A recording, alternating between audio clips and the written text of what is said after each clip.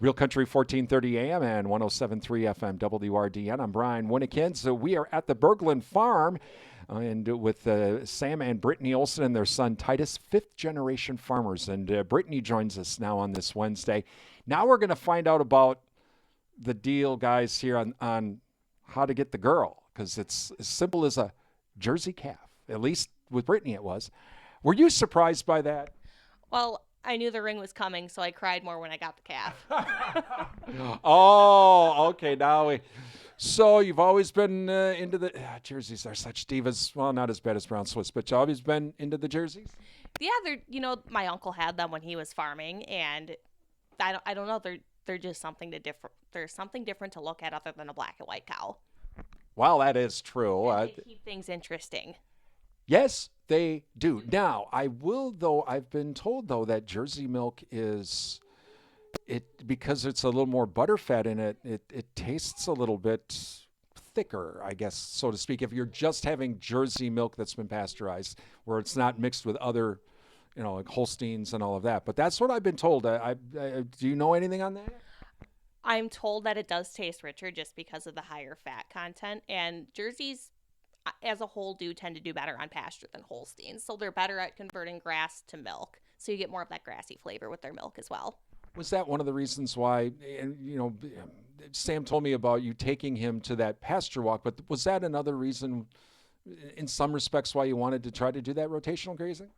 Well, we had the pasture, so I think we would have tried it whether we had Jerseys in the mix or not. But seeing how well they do on pasture really does help, because when we're putting the cows out day or night, the Jerseys are usually leading the way out there.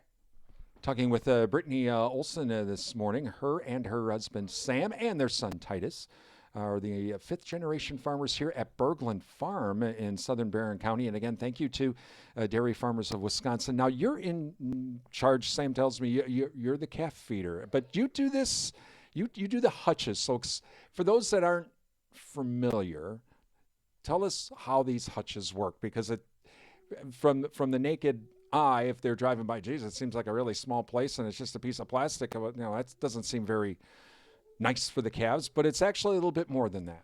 It's extremely nice. These calves have their own houses. They have enough room to run around inside the hutch and outside the hutch.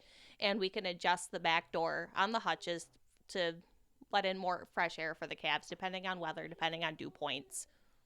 And then it's climate controlled.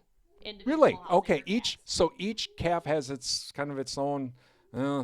Brian, the Jersey calf's a pain, and he wants it colder. And Sam, the Holstein calf, who's pretty easy going, he wants it a little bit hotter. But it's okay. You can adjust that. If calves could talk, I could adjust it. Wow. Okay. So now, what are some of the things when that calf is born? Explain some of the things that you have to do right away to protect not only the calf, but the mom. So when a calf is born, we make sure that she or he, we treat every calf equally on our farm. We make sure that they get enough colostrum from their dam. For a Holstein calf, they get 4 quarts of colostrum. It's that first milking, really rich in fats and proteins and IgGs and other immunological properties. I can't think of the word right now. I like that. I don't know if I can say immunological. I don't think I can say that. I don't know that I could say it again either.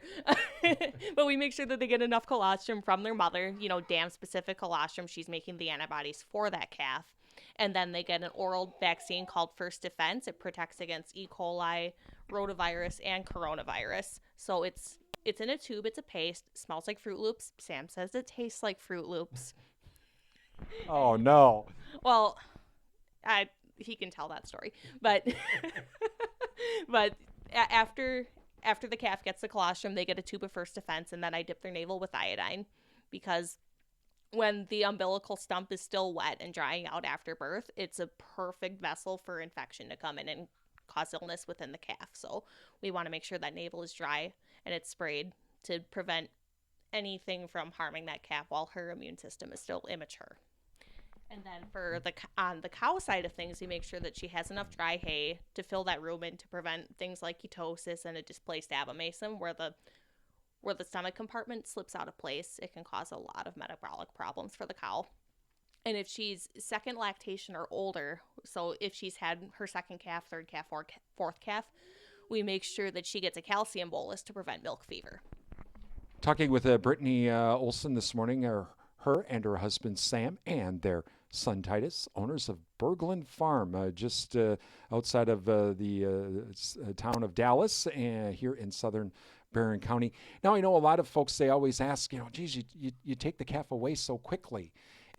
But it's because you need to do all of these things right away, right? Right. Our cows on the whole are pretty maternal. If we left the calf with the cow, she'd 8 times out of 10 would do just fine taking care of that calf. But one thing to remember is that the modern dairy cow gives way more milk than a baby calf can drink. And, finding this out, being a nursing mother, you have to remove that milk on a timely basis so she doesn't get mastitis and end up getting really sick. So that's why we milk cows that give way more milk than their baby can drink.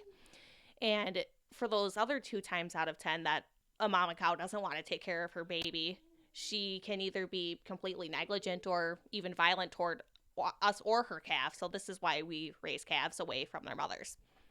Talking with Brittany Olson this morning. So how long do the calves stay in these hutches? So usually the calf will stay in the hutches until a few weeks after weaning when they're moved into group housing in a group pen. So I wean calves around 8 weeks of age.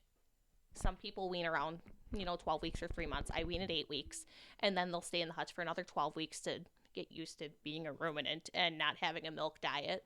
And then once they're in group housing with 5 or 6 other calves, then they get free choice hay, free choice water, and then grain once or twice a day. And so in that group housing, you only keep like 5 or 6. Is it just to get everybody all kind of socialized, for lack of a better word? Absolutely. Cows are social animals, and they need buddies. I like that. Now, how long do you wait until they can go out into the rotational grazing, into the pasture with the rest of the herd? So once I started raising calves in hutches in 2016, and especially after our barn remodel in 2021, we discovered our heifer housing is our biggest bottleneck. And to keep things easy for us and for them, they're raised in the calf shed or in the heifer shed. Just they're in confinement more or less on concrete until they're ready to breed. Then we bring them into an empty stall in the barn, breed them, get them confirmed pregnant, and then sometimes they might go in and out with the milking herd. It all depends on what we have for room for heifers at that time. We're talking with Brittany Olson this morning, and coming up tomorrow morning on Thursday, we're going to have Sam back in, and we're going to find out a little bit about how the farm protects the milk, where the milk goes, and they may even know what it's being even used for as well. We're going to find out more about that here coming up tomorrow. And then on Friday, we'll talk again with Brittany about raising her family here on the farm and some of the things that the family does outside of the farm to help with the community. We're going to find out more about that. Again, thank you to Dairy Farmers of Wisconsin. You're listening to